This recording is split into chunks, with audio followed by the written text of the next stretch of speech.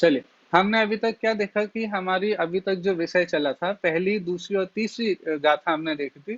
पहली गाथा में मंगलाचरण, दूसरी गाथा में हमने जीवों का वर्णन 9 अधिकारों के माध्यम से होना है, वो बात देखी थी। और तीसरी गाथा में हमने ये विषय देखा कि जो पहला अधिकार था, जीवो, उसके हिसाब से जीव का कैसा वर्णन है। तो व्यवहार से 4 प्राणों से जीता है और निश्चय से चेतना प्राण से ये जीव जीता है। तो अब हमारा आगे क्या वर्णन आने वाला है, उपभोगमो, दूसरा अधिकार था ना, जीव के स्वरूप की चर्चा चलनी है। तो अब जो उपभोगमो अर्थात जीव उपयोगमयी है, इसका वर्णन आचार्य देव आगे की गाथाओं में करने वाले हैं। ठीक है, चौथी, पांचवी और छठी गाथा में उपभोगमो ये चर्चा की जाएगी। ठीक है, तो आज हम कोशिश करेंगे कि ये तीनों गाथाएं हमारी हो जाएं।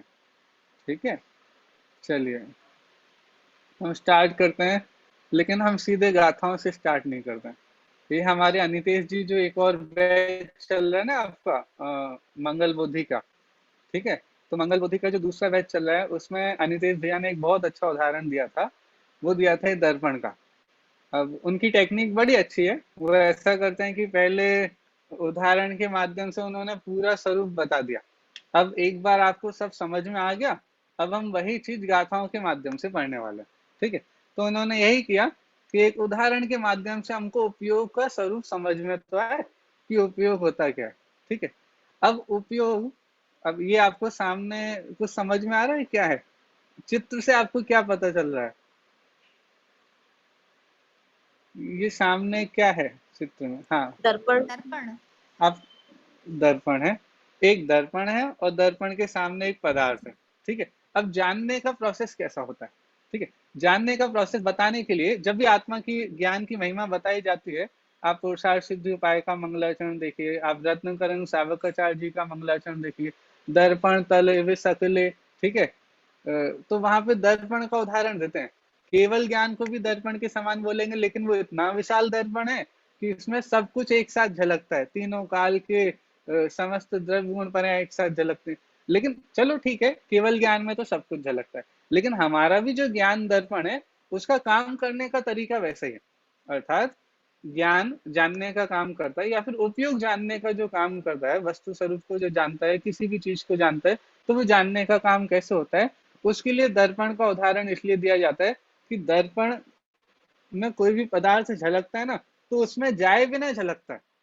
जैसे ये दर्पण है, आप दर्पण के सामने खड़े हैं, तो आपको दर्पण में प्रवेश करने की जरूरत नहीं है, आप उसके अंदर जाए बिना आप उसमें आपका चेहरा झलकता है। ठीक है, इसीलिए दर्पण का उदाहरण दिया जाता है कि जैसे दर्पण है, दर्पण में कोई भी पदार्थ प्रवेश नहीं करता है, फिर भी दर्पण जानने का काम करता है। ठीक है, अब ये फिर भी जानने का काम और कैसे होता है, थोड़ा तो आपने समझा दिया, दर्पण का भी उदाहरण दे दिया, लेकिन थोड़ा और बताइए। तो दर्पण में एक पदार्थ जब विषय बनता है, मैं एक दूसरा एग्जांपल भी देता हूँ दर्पण की बात। ठीक है, मुझे एक और पॉइंट समझाना है, उससे आपको क्लियर हो जाएगा। आपके सामने 4 दर्पण है। ठीक है, 4 दर्पण है। अब 4 दर्पण होने पर आप एक दर्पण को देख रहे हैं, फिर दूसरे दर्पण को देख रहे हैं, फिर तीसरे दर्पण को देख रहे हैं, फिर चौथे दर्पण को देख रहे हैं। ये 4 वस्तुएं, आप 4 वस्तुओं को देख रहे हो। ठीक है, अब आप एक वस्तु को देख रहे थे, तब एक वस्तु को देखने पर दूसरी वस्तु पे शिफ्ट होने के लिए आप एक ट्रांजिशन करते हो, मतलब आप एक चेंज करते हो। जैसे मैं अभी यहाँ देख रहा था, अब मैं यहाँ देखने पर अब मुझे यहाँ पर देखना, अब दूसरी जगह देखना, तो मैं यहाँ मुड़ूंगा, फिर यहाँ पे पदार्थों को देखूंगा। ठीक है, इस बीच में एक काम हो जाता है। आप एक चीज को देखते हैं, उस एक चीज को देखने के बाद जब दूसरी चीज पर ट्रांसफर करते हैं अपने उपयोग को, तो वहां पे एक और प्रोसेस हो जाता है। ठीक है, अब वो क्या होता है, उसमें क्या जानना होता है, ये पता नहीं चलेगा, क्योंकि यदि वो जानना पता चल जाए तो वो अलग चीज हो जाएगी। अब आपको थोड़ा कंफ्यूजन हो रहा होगा, मैं क्या क्या बताना चाह रहा हूँ, मैं अभी क्लियर करूंगा। देखो, अभी कंफ्यूजन भी क्रिएट होगी ना तो भी समझ में आएगा, क्योंकि एक बार उत्सुकता पैदा हो जाती है, एक बार कंफ्यूजन होती है कि ये विषय क्या आ रहा है, वो भी जरूरी है। देखो, हमारे आचार्य देवों की भी ये शैली रही है कि वो, यदि आपको जिज्ञासा है तो वो सीधे समाधान दे देते हैं, लेकिन यदि आपको जिज्ञासा नहीं है तो वो आपको जिज्ञासा पैदा करते हैं आपके अंदर, और जिज्ञासा उत्पन्न करा करके फिर वो उसका समाधान करते हैं। ठीक है।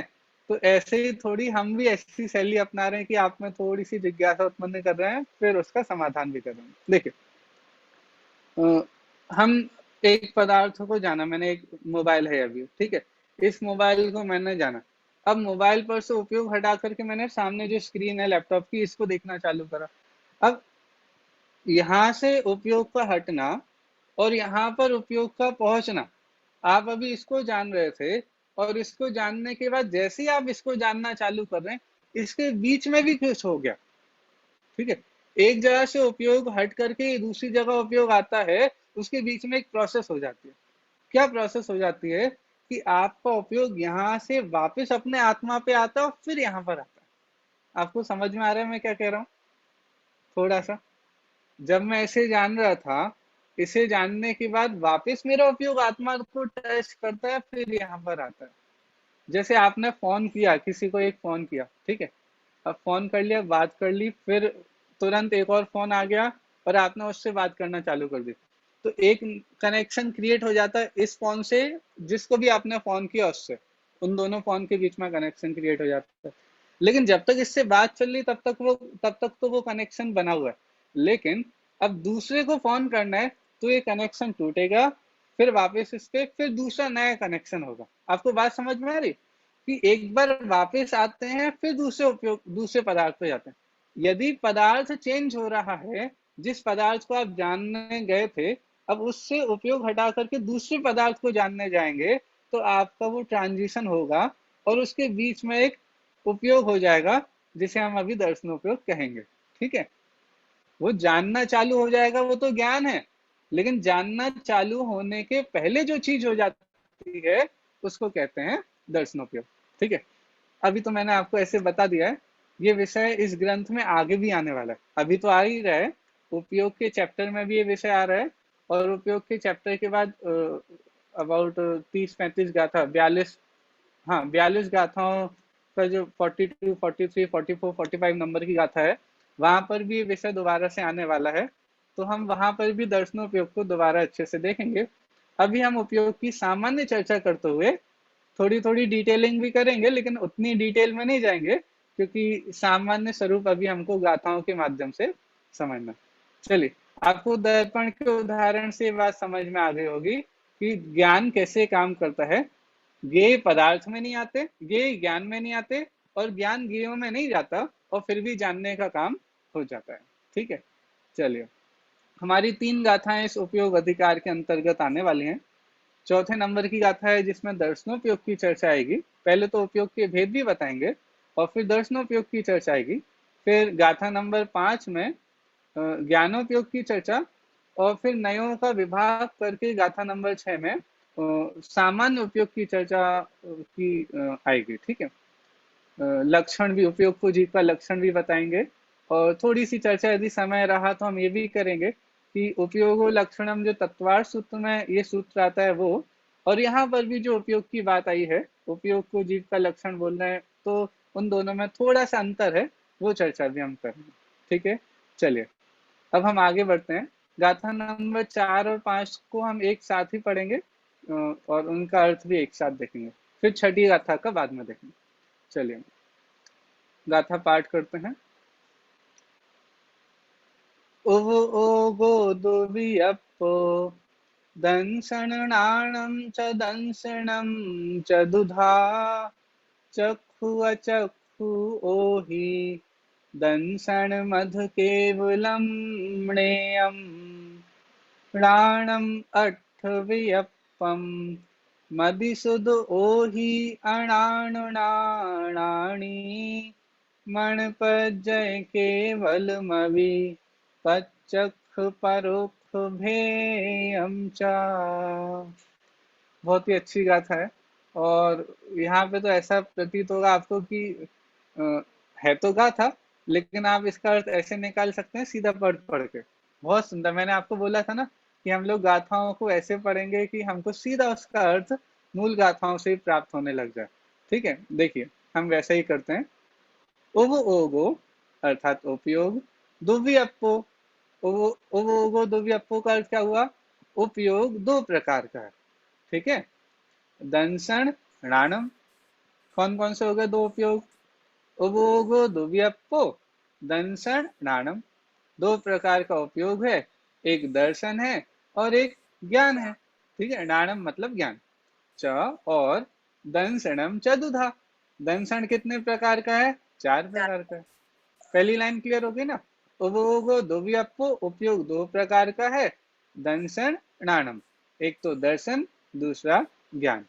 च और दंसनम चतुधा, दंसन मतलब दर्शन चार प्रकार का है। कौन कौन से भैया? चक्षु, अचक्षु, ओहि, चक्षु दर्शन, अचक्षु दर्शन, ओहि मतलब अवधि दंसन, मध और केवलम नियम, और केवल कहा गया है। तो चक्षु दर्शन, अचक्षु दर्शन, अवधि दर्शन और केवल दर्शन कहा गया है। किनके दर्शन के चार भेद ये कहे गए, ठीक है। सिंपल अर्थ है ना। उपभोग द्रव्यपो, उपयोग दो प्रकार का है, दर्शन और ज्ञान, और दर्शन चार प्रकार का है, चक्षु, अचक्षु, ओहि और केवलम, ठीक है। चक्षु दर्शन, अचक्षु दर्शन, अवधि दर्शन और केवल दर्शन। इस प्रकार से चौथी गाथा में ये बात बताई कि उपयोग दो प्रकार का हो गया, और उसमें से पहले उपयोग दर्शन उपयोग के भी भेद बता दिया। भैया जी, ये हाँ इसमें जी। मध, मध का मतलब क्या है? दंसण दंसन मध है मद, तो मध, मध का देखो मतलब? मैंने आपको इस पेज पे बताया है ये बात, देखिए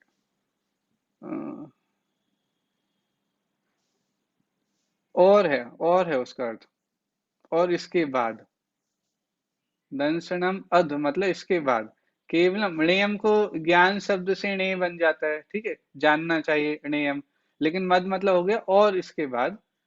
देखो क्या होता है, वैसे तो आप सीधा सीधा रख दो, लेकिन यहाँ पर बात करो कि विषय तो हमारा हो गया था, हमको तो इस गाथा में चार प्रकार के दर्शनोपयोग बताने थे, तो चक्षु, अचक्षु, अवधि और केवल।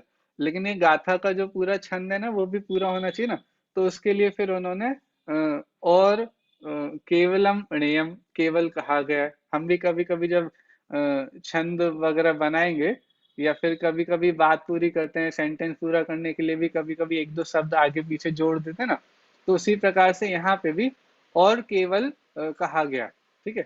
तो चक्षु कहा गया, अचक्षु कहा गया, अवधि दर्शन कहा गया और केवल कहा गया, ठीक है।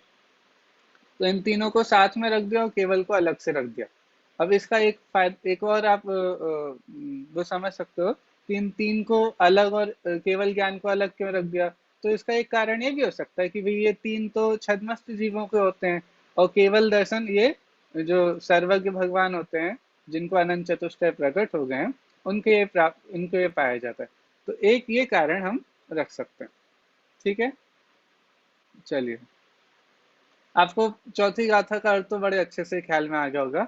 अब हम पांचवी गाथा का अर्थ भी देखते हैं। देखें, ऊपर इन्होंने दर्शनोपयोग के चार भेद तो बता दिए, लेकिन आपने उपयोग को दो प्रकार का बताया था, वो दुव्यपो, दंसन और णाणम, एक तो दर्शन और एक ज्ञान। तो अब ज्ञान के कितने भेद हैं? तो दर्शनोपयोग के तो चार बता देते, लेकिन णाणम अट्ठव्यपम, णाणम मतलब ज्ञान, अट्ठव्यपम आठ प्रकार का है। अब आठ प्रकार कौन कौन से हैं? मदि, शुद्ध, ओहि, मति ज्ञान, श्रुति ज्ञान, अवधि ज्ञान, अणाण, नाणानी। ये अज्ञान रूप भी है और ज्ञान रूप भी है, अर्थात मति ज्ञान, सॉरी मति अज्ञान, श्रुत अज्ञान, ओहि अज्ञान अर्थात मति अज्ञान अर्थात कुमति, श्रुत अज्ञान अर्थात कुश्रुत, और अवधि अज्ञान मतलब कुअवधि ज्ञान, ठीक है। और राणाणी, मति ज्ञान, श्रुति ज्ञान, अवधि ज्ञान, ठीक है। आपको छह तो हो गए ना ख्याल, आठ में से छह। नाणम अट्ठव्यपम, मति, श्रुत, अवधि, अनाण, नाणानी, अज्ञान रूप भी है और ज्ञान रूप भी है। तो इस प्रकार से छह तो ये हो गए, ठीक है। मणपज्जय, मणपज्जय मतलब मनः पर्यय, केवलम अपि, ठीक है।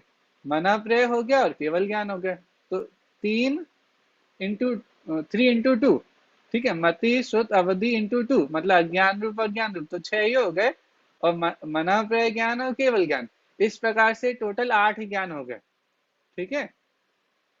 8 प्रकार के ज्ञान बता दिए, लेकिन एक बात और ऐड कर रहे हैं। क्या ऐड कर रहे हैं? प्रत्यक्ष परोक्ष भेयम च, कि भैया इनके 2 भेद और भी हो जाते हैं। हमने 8 भेद तो आपको बता दिए, कुमति, कुश्रुत, कुअवधि, मति, श्रुत, अवधि, मनाप्रय, केवल, ये 8 भेद हो गए।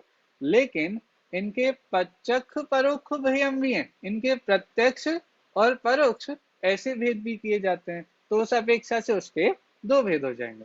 ठीक है, एक प्रत्यक्ष ज्ञान और एक परोक्ष ज्ञान। ठीक है, अभी आपको पता होगा आद्य परोक्षम प्रत्यक्षम मन्यत। ठीक है, मति शुद्ध ज्ञान परोक्ष ज्ञान है, अवधि मना प्रय ये एक देश प्रत्यक्ष है, केवल ज्ञान सकल प्रत्यक्ष है। ये हम आगे चार्ट के माध्यम से भी देख लेंगे। ठीक है, आपको ये 2 गाथाओं का अर्थ ख्याल में आ गया? ठीक है, मैं आपको इसका ये जो अन्वय है ना, इन 2 गाथाओं का अन्वय तो बहुत ही ज्यादा आसान है। क्यों? क्योंकि जैसी गाथा है वैसे ही अन्वय है। देखो, ओ गो दुव्यपो दंसनाणम च दंसनम च दुधा चक्षु अचक्षु ओहि दंसन मद केवलम णयम, ये गाथा थी। और इसका अन्वय भी कितना आसान है। ओ गो दुव्यपो, उपयोग 2 प्रकार का है, दंसनम दंसनाणम, ठीक है, च और दंसनम च दुधा, दर्शन 4 प्रकार का है, चक्षु अचक्षु ओहि दंसनम और केवलम नियम, और केवल जानना चाहिए। इस प्रकार से 4 प्रकार का दर्शनोपयोग जानना चाहिए। मतलब जो गाथा थी, ऐसी गाथा लिखी आचार्य देव ने कि आप उसको सीधे पढ़ो और उसका अर्थ ख्याल में आ जाए, वैसा ही वैसा, जैसे बोलते हैं वैसे ही। आपने कभी कभी किन्हीं विद्वान को सुना होगा, मुझे नाम याद नहीं आ रहा ऐसे, मतलब मैंने सुने हैं, इसीलिए मुझे ऐसा जो होता तो है पढ़ने की चीज, रीडिंग वाली चीज, लेकिन वो उसे रीड ऐसे करते हैं जैसे गाना हो, जैसे गा रहे हो। जैसे देखो, मैं आपको थोड़ा सा करके बताता हूँ। उपयोग 2 भेद वाला है, दर्शन मतलब ऐसे वो पढ़ना होता है, लेकिन उसको आप गाओ। ठीक है, पढ़ने की चीज को भी गाओ। जैसे थोड़ा संस्कृत में आपने याद किए होंगे, रामा रामौ रामः। ठीक है, ये होते क्या है, पढ़ने की चीज, लेकिन आप इनको पढ़ते कैसे हो, जैसे गा रहे हो। तो उससे होता क्या है कि आप जब उसे गाने के फॉर्म में करते हो तो याद हो जाता है। यहाँ उल्टा है तो वो गाथा, गाने की चीज, लेकिन आप उसे पढ़ोगे तो भी उसका अर्थ वैसे ही ख्याल में आ जाएगा, क्योंकि वो लिखा ही इस तरीके से है। चलिए, ये हुई थी चौथी गाथा का अन्वय। हम 5वीं गाथा का भी अन्वय देख लेते हैं एक बार। णाणम अठव्यपम मति मदि सुदि ओहि अणाण नाणानी मणपज्जय केवलम अभि, अभि मतलब अपि, पच्चख परोक्ष भेयम च। ये भी बिल्कुल वैसे ही है, क्योंकि इसमें भी एक भी शब्द को आपको ऊपर नीचे नहीं करना पड़ा और आपका अन्वय बन गया। ठीक है, वैसे तो इसका अर्थ ख्याल में आ गया है, लेकिन फिर भी हम एक बार इनका अर्थ देख लेते हैं एक एक गाथा का, और फिर हम इनकी थोड़ी सी चर्चा भी करेंगे। ठीक है, 5 ज्ञानों के बारे में आप सभी को पता है, लेकिन हम फिर भी इसकी थोड़ी चर्चा करेंगे। देखो, चौथी गाथा का अर्थ, उपयोग 2 भेद वाला है, दर्शनोपयोग और ज्ञानोपयोग। दर्शनोपयोग 4 प्रकार का होता है, चक्षु दर्शनोपयोग, अचक्षु दर्शनोपयोग, अवधि दर्शनोपयोग, और इसके बाद केवल दर्शनोपयोग समझना चाहिए। ठीक है, फिर 5वीं गाथा का भी अर्थ हमने देख ही लिया, एक बार रीड कर लेते हैं। ज्ञान अध्यात्म दृष्टि से 8 भेद वाला होता है, क्योंकि आगम दृष्टि से तो 5 ही भेद कहे, मति शुद्ध अवधि मन प्रय केवलानी ज्ञानम। ठीक है, तो वो 5 भेद, लेकिन अध्यात्म की दृष्टि से जहाँ पे आपको कुज्ञान और सुज्ञान, अज्ञान और ज्ञान को अलग अलग बताना होता है, उस अपेक्षा से 8 भेद। मति श्रुति अवधि ये तीनों मिथ्यात्व अवस्था में अज्ञान कहे गए हैं, और ये तीनों सम्यक्त अवस्था में ज्ञान रूप कहे गए। मनः प्रय और केवल ज्ञान रूपी होते हैं। ये ज्ञान तार्किक दृष्टि से, अर्थात जब आप न्याय के ग्रंथों को पढ़ेंगे, वहां पर इन्हीं ज्ञानों के प्रत्यक्ष और परोक्ष भेद वाले हैं। ठीक है, अवधि मनः प्रय और केवल ज्ञान प्रत्यक्ष है, तथा मति श्रुति ज्ञान परोक्ष है। ठीक है, अभी मुझे इसमें आपको कुछ भी समझाना नहीं पड़ रहा है, क्योंकि आप सभी को ये विषय बिल्कुल अच्छे से आता है। ठीक है, अब यही बात चार्ट के माध्यम से भी सामने है। पूरा उपयोग का जो हमने अभी चौथी और 5वीं गाथा देखी, उन चौथी 5वीं गाथाओं का कंक्लूजन ये सामने आपके है कि उपयोग 2 प्रकार का था, दर्शनोपयोग, ज्ञानोपयोग। दर्शनोपयोग के 4 भेद, ज्ञानोपयोग के भी हम 2 क्लासिफिकेशन कर सकते हैं, एक मिथ्या ज्ञान रूप और एक सम्यक ज्ञान रूप। मिथ्या ज्ञान में 3, कुमति, कुश्रुत, कुअवधि, और सम्यक ज्ञान में 5, मति ज्ञान, श्रुति ज्ञान, अवधि ज्ञान, मनः प्रज्ञान और केवल ज्ञान। अब आपको प्रश्न हो रहा होगा कि ये क्या ले आए आप सामने स्क्रीन पे, आपको कुछ याद आ रहा है क्या है? कुछ लोगों को तो पता होगा, कुछ लोगों को तो ये याद आ रहा होगा। कोई बताएगा ये आपने कहाँ देखा है? जब आई भाई टेस्ट करवाने जाते हैं ना, हाँ, तो वो जब आई, देखते हैं। हाँ। सही है। जो मेरे जैसे लोग होंगे जिनको चश्मा लगा हुआ है उनको तो बड़े अच्छे से याद आ गया होगा, ठीक है ना। जब भी आप आई टेस्ट कराने जाते हो तो सामने कुछ रहता है और आपको वहां से पढ़ना होता है। कुछ जो ज्यादा होशियार लोग होते हैं वो इसको पहले से याद करके चले जाते हैं, ठीक है। बचपन में ऐसे बहुत सारे लोग होते हैं जो पहले से याद करके चले जाते हैं, ठीक है। हमारे अनितेश भैया, उन्होंने जब क्लास में ये बात पढ़ाई थी तो वो बोल रहे थे कि मैं तो पहले से याद करके चला जाता था। तो पता नहीं उनके चश्मे का नंबर का फिर क्या होता होगा, ठीक है। चलिए, अब ये वाली बात हमने यहाँ पे क्यों रखी, जिन्होंने ये कभी किया होगा, जिनके साथ हुआ है, उनको थोड़ा सा समझ में आ रहा होगा, लेकिन हम देखते हैं। जब भी आप वो आइस टेस्ट कराने जाते हैं तो ये स्क्रीन सामने लगी रहती है और आपको इसमें से पढ़ना होता है। लेकिन आपको ये तो पता चल रहा है कि कुछ है, लेकिन आप पढ़ नहीं पाते हो। जो सबसे नीचे वाली लाइन होती है ना, ये वाली, तो वो क्या बोलता है, भैया चलो ये नहीं पढ़ी जा रही, आप ऊपर की पढ़ो। तो आपसे ऊपर वाली पढ़ने को बोलते हैं, आप कोशिश करते हो।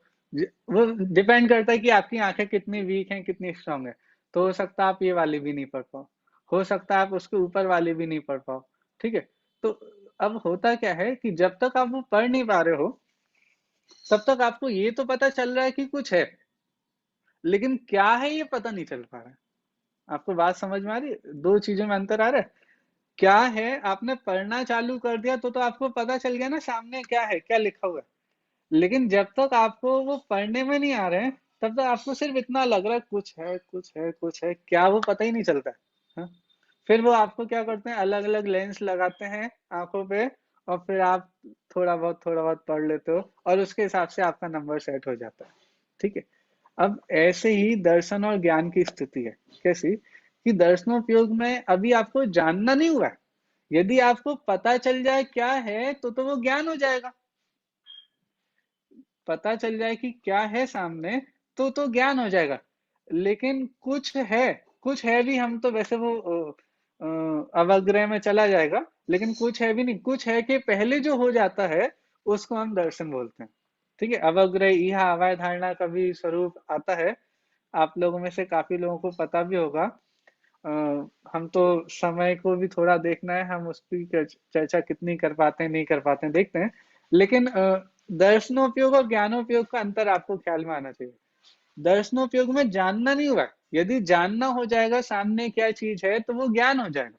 उसके पहले जो चीज होती है वो दर्शनोपयोग है, ठीक है। मैंने आपको एक उदाहरण शुरू में दिया था, जैसे चार अलग अलग चीजों को आप देख रहे थे एक एक करके। तो एक जगह से दूसरी, एक विषय से दूसरे विषय पे जब आप जाते हो, आपका उपयोग एक विषय से दूसरे विषय पे जाता है, तो उसके बीच में वो अपने आत्मा तक आ जाता है, फिर दूसरे विषय पे जाता है, ठीक है। तो ये जो वहां जाकर के फिर यहाँ वापस आना, फिर वहां जाना, फिर यहाँ आना, फिर वहां जाना, ये जो कार्य होता है ना, ये दर्शनोपयोग होता है। आपने जानना चालू नहीं किया, लेकिन जो प्रकाश वृत्ति, एक शब्द आया है, हमारे आचार्यों ने उसके लिए शब्द दिया प्रकाश वृत्ति, कि जैसे प्रकाश हो जाए, ठीक है, तो आपको सब दिखने लग जाएगा। लेकिन हुआ तो नहीं, ठीक है। लेकिन उसके पहले जो उसने अपनी वृत्ति चालू की है, ठीक है, उसको उन्होंने दर्शनोपयोग से तुलना की है। जानना हो जाए लेकिन वो तो ज्ञान हो जाएगा, लेकिन ज्ञान के पहले जो एक वृत्ति जीव के द्वारा या उसके उपयोग के द्वारा हो रही है, वो है दर्शन, ठीक है। मेरे हिसाब से आपको क्लियर हो गया होगा, हमने काफी डिटेल इस पे कर ली है। दर्शन और ज्ञान में इतनी चर्चा करने का कारण भी यही है कि हम दर्शनोपयोग और ज्ञानोपयोग को एक ना समझें। दर्शनोपयोग और ज्ञानोपयोग ये क्रम से होते हैं, पहले दर्शन होता है फिर ज्ञान होता है। और वो क्रम का कारण क्या है वो थोड़ा सा हमने जानने की कोशिश की है, ठीक है। चलिए, मैं उस उदाहरण में, ये जो उदाहरण है इसमें ज्यादा नहीं रुकूंगा। अ, मैं तो आप लोगों को एक सजेशन देता हूँ। आपको एक ही विषय पढ़ने में दो टीचर्स की हेल्प मिल रही है, ठीक है। तो आप क्या कर सकते हो, जैसे हमारी क्लास चलती है तो पढ़ो यहाँ पे, लेकिन जब रिवीजन का टाइम हो ना तो आप वो वाली क्लास पढ़ लो। क्यों? क्योंकि कुछ बातें ऐसी डेफिनेटली होंगी जो अनितेश भैया ने एक्स्ट्रा बताई होंगी, ठीक है, और उनके पढ़ाने के तरीके से भी आप फेमिलियर हो जाओगे। ठीक है, हम लोग रिवीजन लेक्चर्स हम दोनों साथ में रखने वाले हैं, लेकिन फिर भी आपको थोड़ा सा दोनों की चीजें मिल जाएंगी। ठीक है, चलिए अभी एक बात और करनी है। देखो, जब हमने गाथा 5 पढ़ी थी, ज्ञानोपयोग के भेद देखे थे, तो लास्ट में एक शब्द आया था पचख परोक्ष भेयम। क्या आया था? कि इस ज्ञानोपयोग के 2 भेद और होते हैं। और होते हैं मतलब ये अलग है, ये अलग है। हाँ, देखो तो इसमें वो सारे शामिल हो जाएंगे, वो एक दूसरे में इंटर मिंगल हो जाएंगे, लेकिन फिर भी इन दोनों को अलग अलग कहा। क्यों? क्योंकि आगम की शैली में, अध्यात्म की शैली में जब हम ज्ञानोपयोग के भेद देखते हैं तो यही आते हैं: मति ज्ञान, श्रुत ज्ञान, अवधि ज्ञान, मनाप्रय ज्ञान, केवल ज्ञान। लेकिन जब अन्य दर्शन, मतलब जैसे चारवाक दर्शन है, जैसे बौद्ध दर्शन है, ठीक है, जैसे वेदांत दर्शन है, इन लोगों के सामने यदि हम ज्ञानोपयोग की बात करेंगे, ज्ञान मीमांसा करेंगे, तो हम ये वाले भेद नहीं बताएंगे सीधे। हम पहले ये बोलेंगे कि ज्ञान 2 प्रकार का होता है, एक होता है प्रत्यक्ष ज्ञान, एक होता है परोक्ष ज्ञान। ठीक है, क्यों? अब ऐसा क्यों करा? ऐसा इसलिए किया जा रहा है क्योंकि सामने वाले जिस भाषा को समझते हैं उस भाषा में हम उनको समझा रहे हैं। उनके यहाँ भी ज्ञान की जब टर्मिनोलॉजीज आती हैं, ज्ञान को किन शब्दों में बोला जाता है, तो उनके यहाँ भी प्रत्यक्ष आदि शब्दों का प्रयोग किया जाता है। परोक्ष शब्द कहीं कहीं आता है, लेकिन वहां पे परोक्ष ज्ञान के अंतर्गत जो हमने शामिल किए हैं, स्मृति, तत्वविज्ञान, तर्क, अनुमान, आगम, उनमें से काफी चीजें अलग अलग दर्शनों में सिमिलैरिटीज हैं, मिलते जुलते हैं, इसीलिए उन शब्दों को हम यूज करते हैं। ठीक है, चलिए हम एक बार ये तत्वार सूत्र में जो ये सूत्र दिए हैं ज्ञानोपयोग के भेद के लिए, वो और देख लेते हैं। मति श्रुतावधि मन प्रय केवलानी ज्ञानम। तो ये पहले अध्याय का 9वां सूत्र है तत्वार सूत्र जी का, जहाँ पे ज्ञान के 5 भेद बताए: मति, श्रुत, अवधि, मनाप्रय और केवल ज्ञान।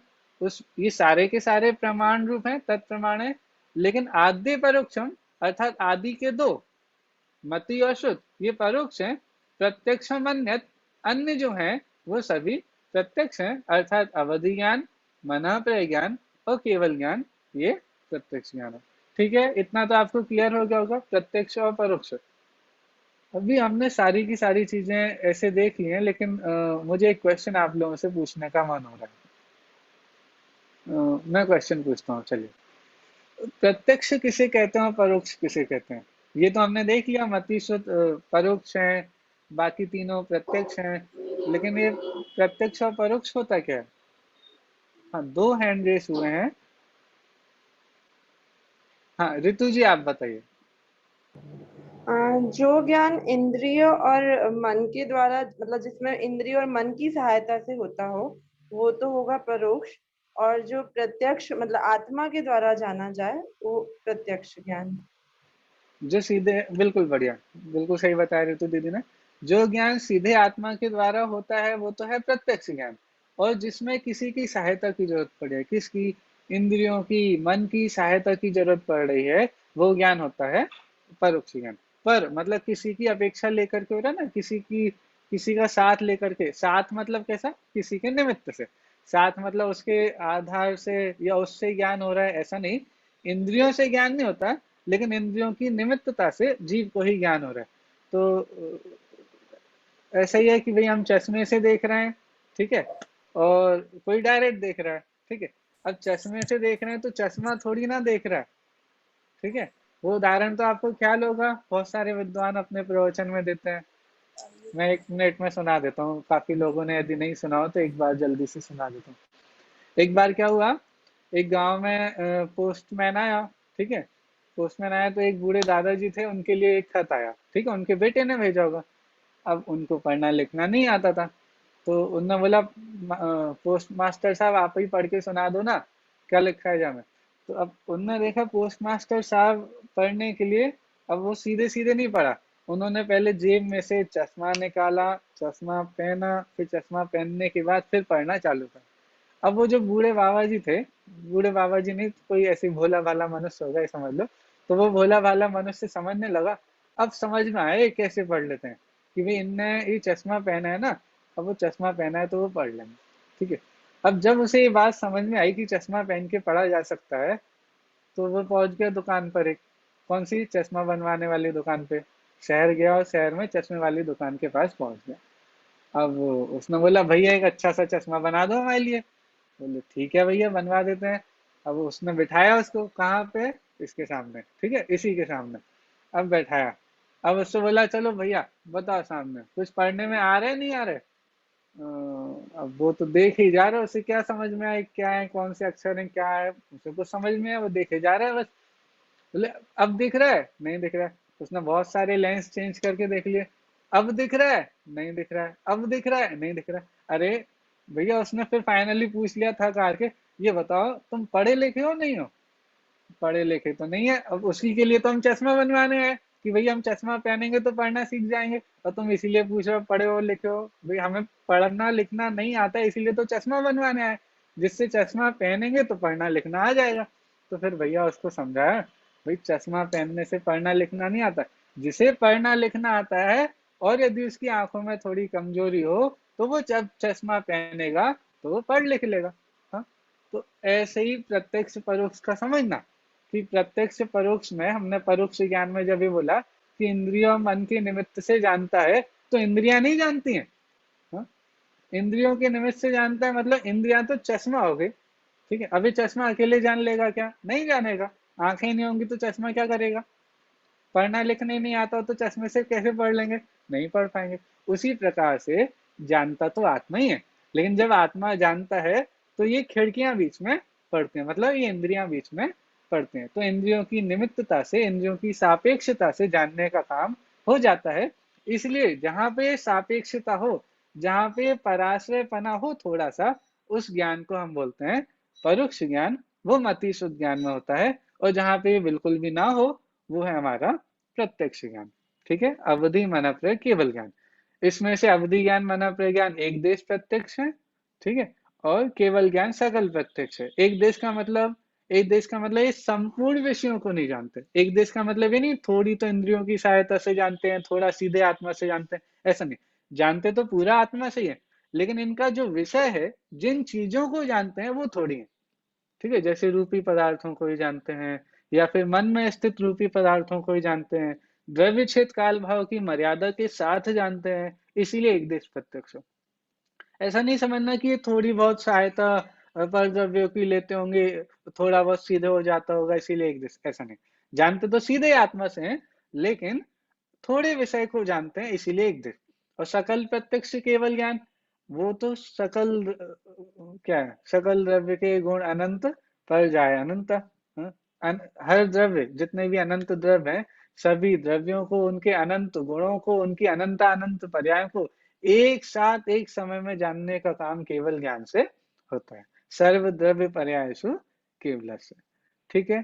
चलिए, अभी हमने दो चीजों को अलग अलग देख लिया, कौन कौन सी, दर्शनोपयोग के हमने कौन कौन से भेद देखे थे, चार, ठीक है। चक्षु दर्शन, अचक्षु दर्शन, अवधि दर्शन और केवल दर्शन।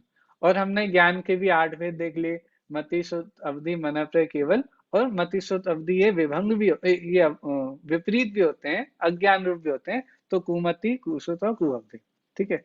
ये हमने देख लिया। अभी हमने एक बात और कही थी कि जब भी ज्ञान होता है ना, तो ज्ञान होने के पहले दर्शन भी होता ही होता है, ठीक है।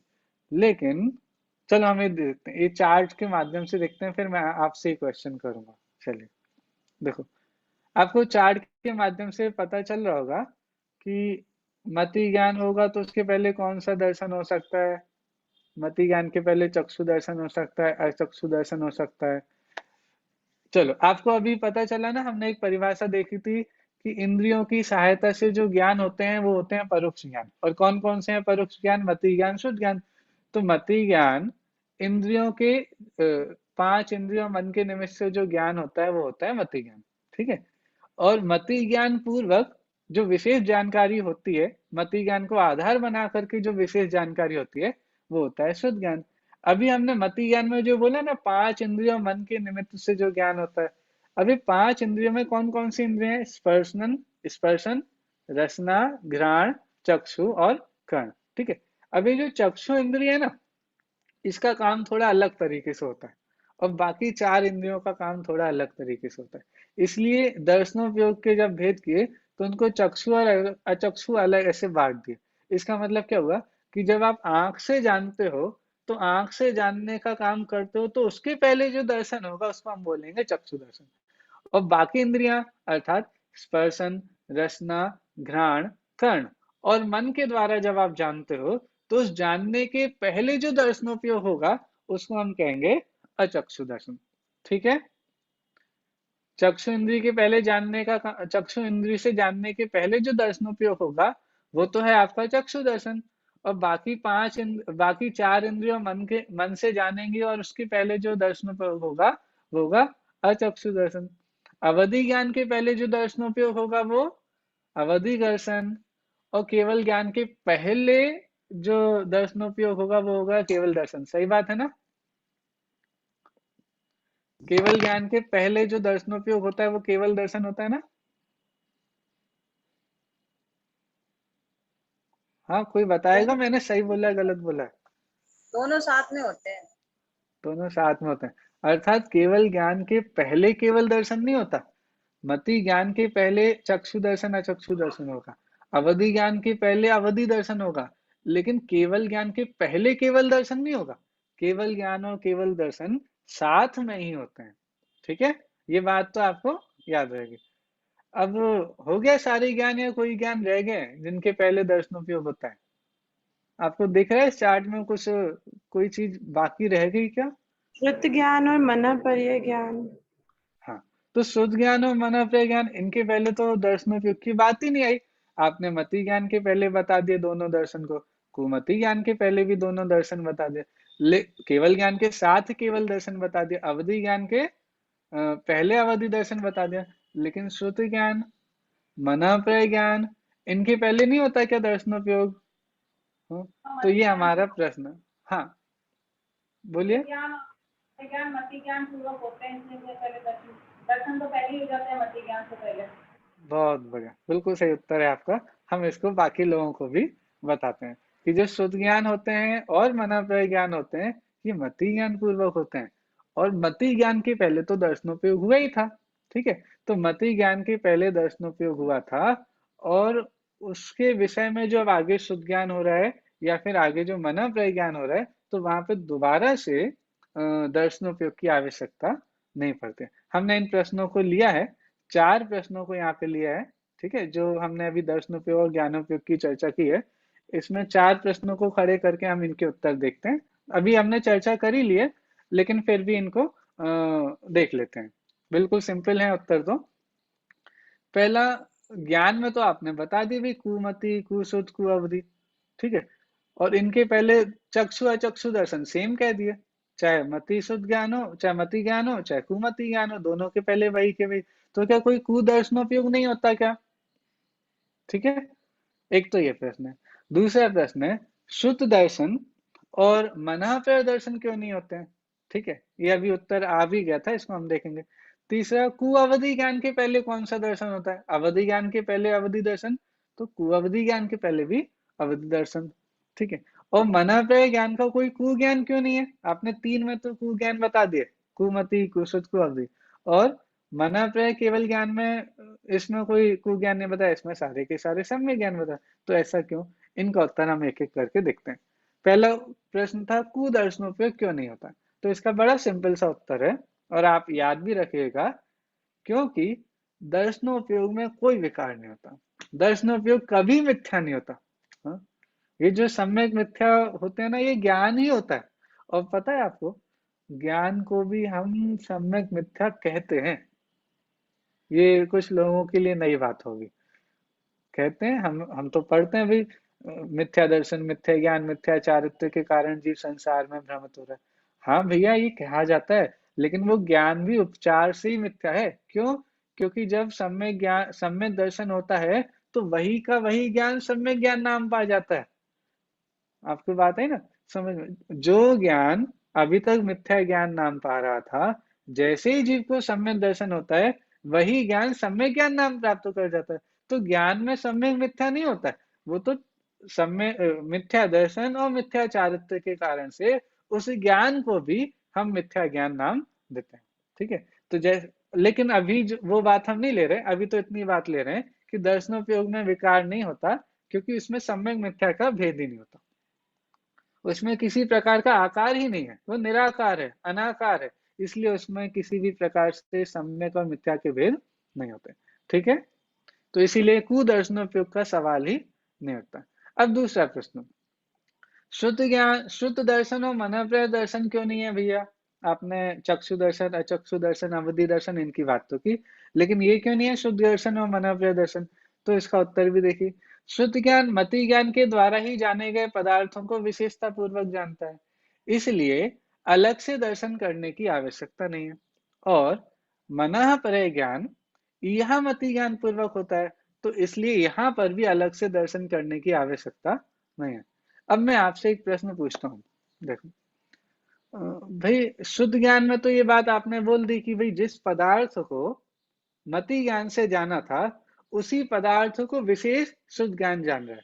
ठीक है, ये प्रश्न है मेरा आपसे। ठीक है, जैसे मति ज्ञान ने जो पदार्थ जाना था, उसी पदार्थ को विशेष जानने का काम किसने किया? शुद्ध ज्ञान ने।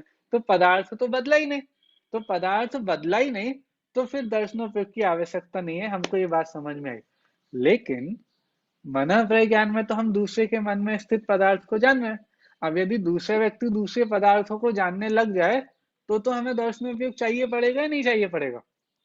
जैसे मैं आपके मन में स्थित रूपी पदार्थ को जान रहा हूँ, किससे? मनःप्रय ज्ञान से। अभी मुझे नहीं होगा, क्योंकि वो तो मुनिराजों को ही होता है, लेकिन मान लेते हैं कि मुझे मनःप्रय ज्ञान है और मैं आपके मन में स्थित रूपी पदार्थ को जान रहा हूँ। अब आपके मन में अभी जो विषय चल रहा था वो अब चेंज हो गया। ठीक है, हमारे मन में तो कितने कितने ख्याली पुलाव बनते हैं, क्या क्या नहीं होता है। तो अभी एक चीज को जान रहे थे, दूसरे पे चले गए। तो अब आप मुझे बताइए कि जब ऐसा होगा, तब क्या मुझे दोबारा से दर्शनोपयोग करना पड़ेगा? दोबारा से मति ज्ञान पे आना पड़ेगा, यह मति ज्ञान पे आना पड़ेगा, या फिर यहाँ पे भी दर्शनोपयोग की जरूरत नहीं पड़ेगी? हाँ बताइए, आप में से कौन बता रहे हैं? थोड़ा मतलब नहीं भी आए, थोड़ा प्रयास भी करेंगे तो भी चलेगा, कोई दिक्कत वाली बात नहीं। मनःपरय ज्ञान तो ये मति ज्ञान पूर्वक ही होता है, इसलिए वापस आने की क्या जरूरत है? मति ज्ञान पहले तो हो ही जाता है। नहीं, मेरा प्रश्न है कि आप अभी एक ज्ञेय को जान रहे थे, लेकिन अब आपने पदार्थ बदल लिया। मतलब आप अभी एक पदार्थ को जान रहे थे अपने मन में, अब आप दूसरे पदार्थ को जानने लगे अपने मन में। मैं तो आपके मन को जान रहा हूँ, तो अब मेरे लिए भी तो पदार्थ बदल गए ना। तो अब यदि पदार्थ बदल गए, तो क्या मुझे दर्शनोपयोग नहीं करना पड़ेगा दोबारा? हमने तो ये देखा ना, जब एक पदार्थ से एक जगह उपयोग था, वहां से दूसरी जगह उपयोग जाएगा, तो फिर आपको दर्शनोपयोग करना पड़ता है। हाँ? लेकिन यहाँ पे तो मति ज्ञान के लिए करना पड़ेगा वापस। हाँ, आप बोल रहे हैं मति ज्ञान करना पड़ेगा। और कोई कुछ इसमें ऐड करना चाहेंगे? मनःपरय ज्ञान में दर्शन है ही नहीं है ना।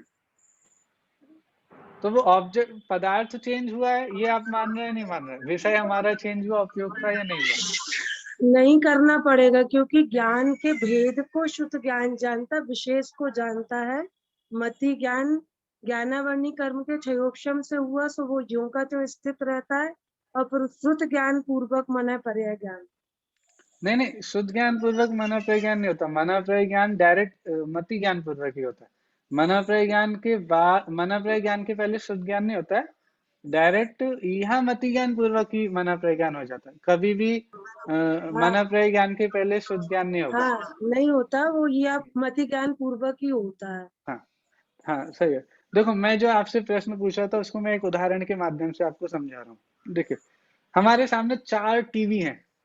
ठीक है, 4 टीवी रखे हुए हैं। ठीक है, आपने जो टीवी की दुकान होती है वहां पे आपने देखा होगा बहुत सारी टीवी लगी रहती है। अब आप एक टीवी से दूसरी टीवी पे जा रहे हैं, तो आपका उपयोग वापस आके यहाँ जाएगा।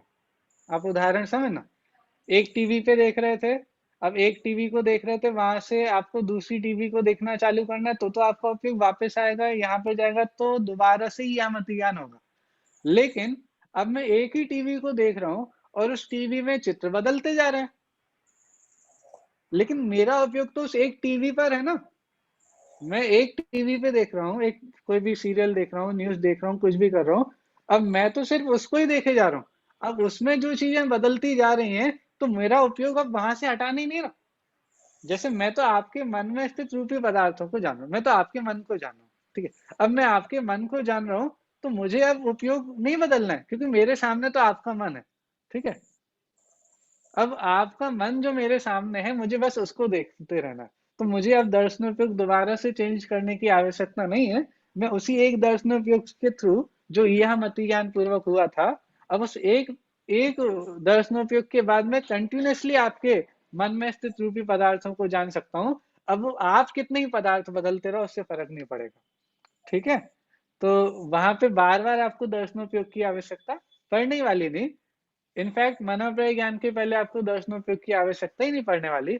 आप तो डायरेक्टली यह मति ज्ञान पूर्वक ही जानेंगे, ठीक है।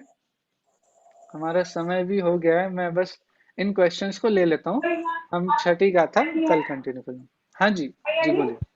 हाँ, ऐसे केवल ज्ञान के साथ, केवल दर्शन और केवल ज्ञान के साथ भी लगेगा कि वो स्वयं पदार्थों को जान रहे थे, बार बार केवल दर्शन बदलने के बाद केवल ज्ञान का एक और कारण बोला है वहां पे। केवल दर्शन साथ में इसीलिए होता है क्योंकि उनके अनंत वीर्य भी प्रकट हो गया है, ठीक है, और उनके सर्वज्ञपना प्रकट हो गया। अब सर्वज्ञ जो हो जाते हैं, हमने अभी देखा ना, एक पदार्थ को आप जान रहे थे, अब आपको दूसरे पदार्थ पे शिफ्ट होना है। तो एक से दूसरे पर शिफ्ट होने के लिए आपको दर्शनोपयोग बीच में पड़ रहा है। लेकिन जब आपको शिफ्ट होने ही नहीं पड़ेगा तो आप तो सबको एक साथ जान रहे हो ना। केवल ज्ञान में क्या हो रहा है, केवल ज्ञान में सारे पदार्थों को एक साथ जान रहे हो। अब जब सब एक साथ जानने में आ रहे हैं, अब और बचा क्या जहां पे आपको शिफ्ट होना पड़े, है ना। तो जब सब कुछ एक साथ जानने में आ रहा है तो एक उपयोग को एक से वापस आके दूसरे में जानने की आवश्यकता नहीं पड़ती।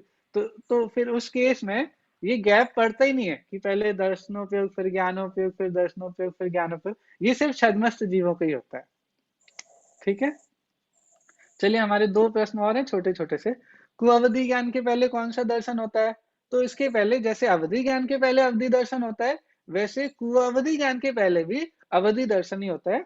ये बात धवला जी और सिद्धि विनिश्चय जी आचार्य रत्नानंद स्वामी का उसमें भी ये बात आती है, ठीक है।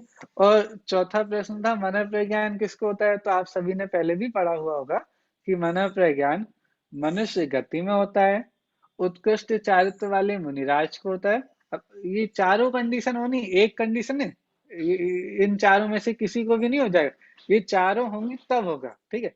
मनुष्य गति में उत्कृष्ट चारित्र वाले, जो वर्धमान चारित्र वाले मुनिराज होते हैं, उनके वर्धमान परिणाम वाले, और जो रिद्धि प्राप्त हैं, ठीक है। अब ये चार कंडीशन होने पे भी सबको नहीं हो जाएगा, उनमें से भी किसी किसी को मन प्रज्ञान होता है। इसके भी भेद आपने पढ़े होंगे, ऋजुमति विपुलमति, अभी हम उसमें नहीं जाते हैं, ठीक है।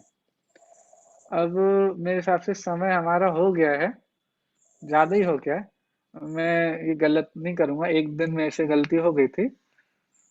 हाँ ठीक है, हम छठी गाथा कल ले लेंगे, और इसके साथ ही निश्चय ने व्यवहार ने की भी थोड़ी चर्चा हमको करनी है, वो चर्चा भी हम कल करेंगे, ठीक है। आज की क्लास में यदि कोई क्वेश्चंस हो तो वो अभी हम ले सकते हैं। छठी गाथा का विषय हम कल ले लेंगे। भैया जी, जी ये जो अभी आपने बताया ना कि मन पर ज्ञान इनको को जो थर्ड नंबर है ना, वर्धमान परिणाम, मतलब तो वो कौन से हाँ, होते हैं? वर्धमान परिणाम मतलब बढ़ते हुए परिणाम, जैसे विशुद्धता बढ़ती हुई, उनके परिणाम और उच्च होते हुए, विशुद्ध होते हुए, बढ़ते हुए परिणाम, जिनका चारित्र भी वृद्धिंगत होता जा रहा है, उन जीवों को होगा। मतलब एक तो स्टेबिलिटी चल रही है, ठीक है, और एक अपने तप चारित्र में वृद्धि होती जा रही है, ठीक है। जिन मुनिराज के तप चारित्र परिणामों में वृद्धि होती जा रही है, वर्धमान परिणाम होते जा रहे हैं, उन मुनिराज को मन प्रज्ञान हो सकता है।